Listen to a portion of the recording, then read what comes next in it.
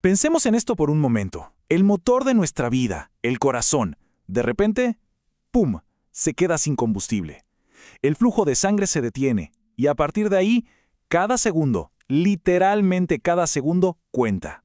De eso se trata el síndrome coronario agudo, una de las emergencias médicas más, pero más críticas que existen. Hoy vamos a ver qué pasa exactamente dentro del cuerpo y cómo es esa carrera contra el tiempo en una sala de urgencias. Y a ver, esta es la pregunta clave, ¿no? La del $1.000.000. Saber la respuesta puede significar todo. Porque, y ojo con esto, un ataque al corazón no siempre es como lo pintan en las películas, esa escena dramática de alguien llevándose la mano al pecho y desplomándose. Para nada. A veces las señales son mucho, mucho más sutiles, casi silenciosas. Ok, perfecto. Este va a ser nuestro recorrido. Primero vamos a entender bien qué es eso de un bloqueo en el corazón. Luego pasamos a las señales de alarma, importantísimo. De ahí nos metemos de lleno a la sala de urgencias para ver el diagnóstico contrarreloj y el arsenal de medicamentos. Y cerramos con lo más importante, cómo se logra restaurar el flujo de sangre. Muy bien, empecemos por lo básico.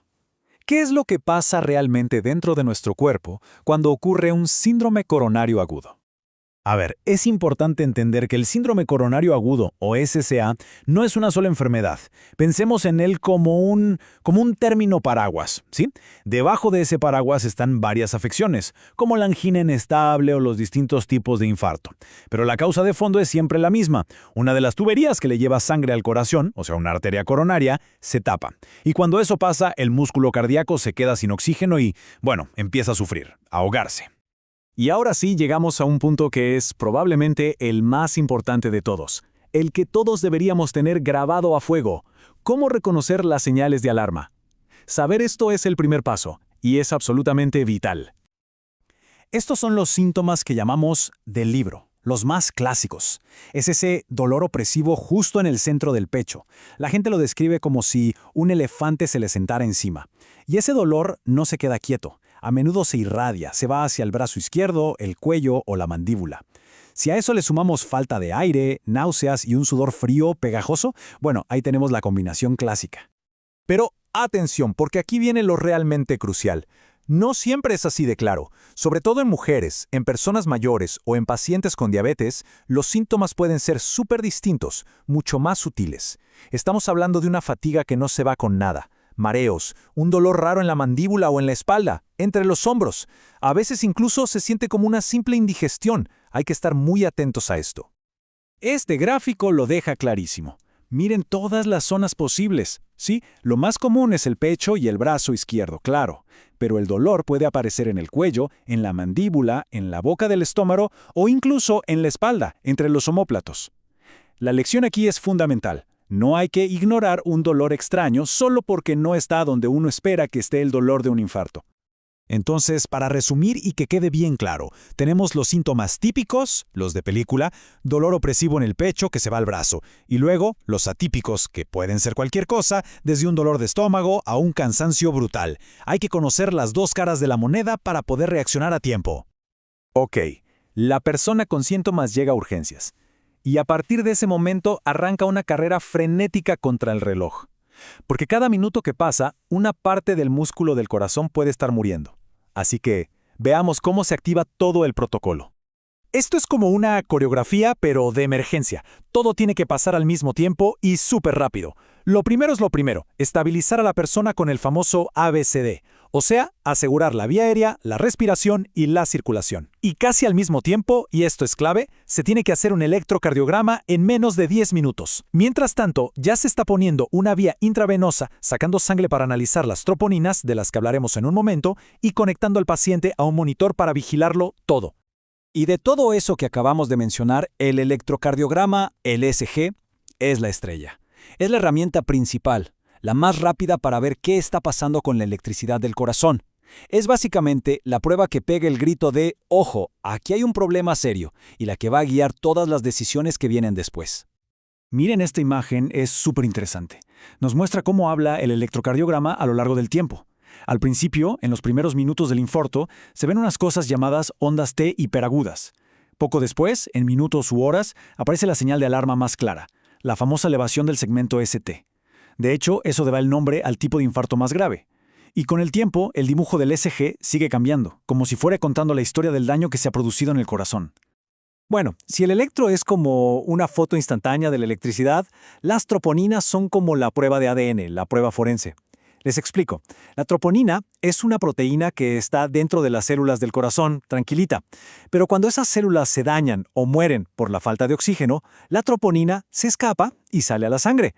Entonces, si en un análisis de sangre se encuentran niveles altos de troponina, es la confirmación. Sí, hubo daño en el músculo cardíaco.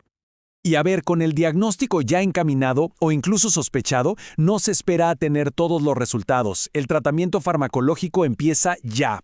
Se despliega todo un arsenal de medicamentos para intentar estabilizar la situación lo antes posible. El ataque es por varios frentes a la vez. El objetivo es, 1. Evitar que el coágulo que está tapando la arteria se haga más grande. 2. Que el corazón se esfuerce menos. Y 3. Calmar el dolor. Para eso se usa un cóctel de medicamentos antiplaquetarios, para que la sangre no sea tan pegajosa, anticoagulantes, analgésicos para el dolor, estatinas para el colesterol y, muy importante, beta bloqueantes, que son como para bajarle las revoluciones al corazón y que trabaje más tranquilo. Ahora, dentro de los anticoagulantes no se usa cualquiera. La elección es estratégica, casi como una jugada de ajedrez. Como podemos ver en la tabla, de entrada, lo más común es usar heparina. Pero, ojo, si la estrategia va a ser usar medicamentos para disolver el coágulo, a lo mejor se prefiere otro, como la enoxaparina. Todo depende del plan de ataque que se decida para destapar esa arteria. Y para el dolor, que suele ser muy intenso, hay dos armas principales. La primera es la nitroglicerina, que ayuda a dilatar los vasos sanguíneos para que pase un poco más de sangre. Si con eso no alcanza y el dolor sigue siendo muy fuerte, se pasa a los opioides, como la morfina. Y esto no es solo por una cuestión de alivio, que ya es importantísimo, sino porque al quitar el dolor, también se le quita un montón de estrés al corazón. Pero bueno, todos estos medicamentos son, por así decirlo, la primera línea de defensa. Son para estabilizar. El tratamiento definitivo, la solución real para salvar el músculo del corazón, es otra. Hay que abrir esa arteria bloqueada. Y a eso se le llama revascularización. La palabra clave aquí es esta: reperfusión. Todo, absolutamente todo lo que se ha hecho hasta ahora apunta a este objetivo. Hay que lograr que la sangre vuelva a fluir por esa arteria. Y hay que hacerlo lo más rápido posible. Hay una frase en cardiología que lo resume todo: tiempo es músculo. Cada minuto perdido es un trocito de corazón que se puede perder para siempre. Claro, para poder destapar la arteria, primero hay que saber exactamente dónde está el tapón. Y para eso sirve esto que vemos en la imagen: una angiografía coronaria. Funciona así. Se inyecta un líquido de contraste que, digamos, pinta las arterias por dentro para que se vean en una radiografía. Es como el GPS, el mapa que le muestra al cardiólogo el punto exacto del bloqueo. Bien, una vez que se tiene el mapa, hay distintas formas de actuar. La opción número 1, la más común, es la angioplastia. Básicamente se mete un catéter muy finito con un baloncito en la punta, se infla justo donde está el bloqueo para abrirlo y luego se deja ahí una pequeña malla metálica, un stent, para que la arteria no se vuelva a cerrar. Si el caso es muy complicado, quizás se necesite una cirugía de bypass. ¿Y qué pasa si no hay un centro con capacidad para hacer esto cerca? Bueno, ahí se recurre a los medicamentos fibrinolíticos, que intentan disolver el coágulo químicamente. Pero la historia no termina cuando se abre la arteria. Un infarto deja una cicatriz en el corazón y esa cicatriz puede traer consecuencias. Pueden ser problemas mecánicos, como que la pared del corazón quede más débil, o problemas eléctricos, que causen arritmias, o incluso, con el tiempo, puede llevar a una insuficiencia cardíaca. Por eso el seguimiento después del alta es tan importante.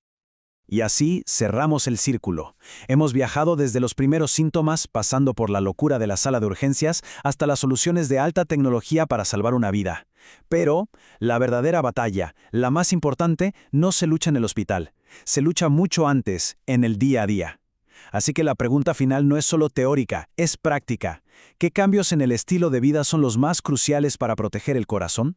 Pensemos en la comida, el ejercicio, el estrés, porque al final del día, la mejor emergencia es la que logramos evitar.